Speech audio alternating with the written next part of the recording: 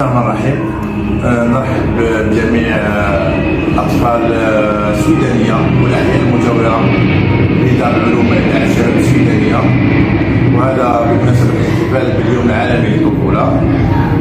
قامت دار العلوم بالتنسيق مع جمعية تجمع من أجل السياحة الشبانية والمخيمات بتنظيم هذا الاحتفال البسيط. أنا عندي يقولوا بسيط،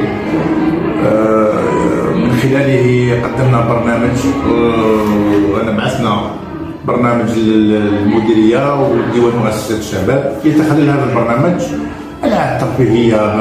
جاءت بالمناسبه نهايه امتحانات الاطفال، خليناهم يلعبوا الفتره الصباحيه العاب ترفيهيه علميه استكشافيه باش مع الجمعيه ومع دار العلوم، بالاضافه الى الفتره المسائيه هي الفترة اللي يحبوها الأطفال بزاف، مع الكلون المهرج راح يقدم فقرات تقدم رسالة علمية وفي نفس الوقت رسالة بيئية. بالمناسبة لأن يوم البيئة 5 جوان راح نقدم هذا الموضوعين.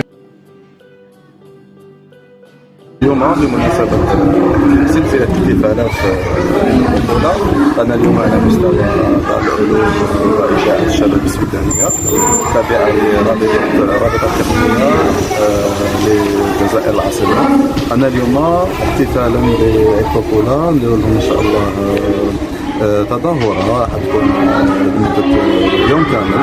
صباحا راح تكون متنوعة بين ألعاب الذكاء ورشات للتلوين ورشات للشطرنج ورشات كذلك موسيقية، وبالنسبة للفترة المسائية إن شاء الله راح يكون مخصصا للمهرج أو المهرج أو المبهج كذلك، وتوزيع شهادات وتوزيع هدايا للمشاركين.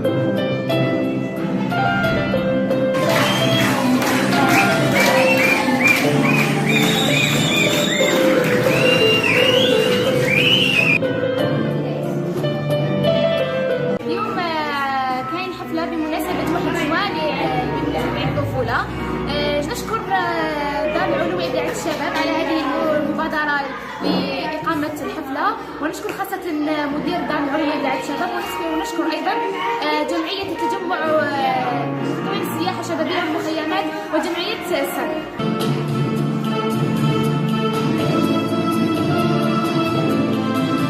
واليوم جيت باش نشكر دار العلوم وإذاعة الشباب السودانية وخاصة المدير اللي نظمنا هذه الحفلة، ونشكر ذلك جمعية التجمع لتطوير السياحة الشبابية والمخيمات اللي جاوا وداروا جميع الألعاب وصحيتوا. بمناسبة اليوم العالمي للطفولة قامت دار العلوم بقيام بيوم ترفيهي لتعريف مختلف نشاطات دار العلوم السودانية، منها فتح كل ورشات، ورشة الرسم، ورشة الاكسسوارات، ورشة الرسم على الوجه لمشاركة جمعيات أخرى، ويوم كامل حتى المساء.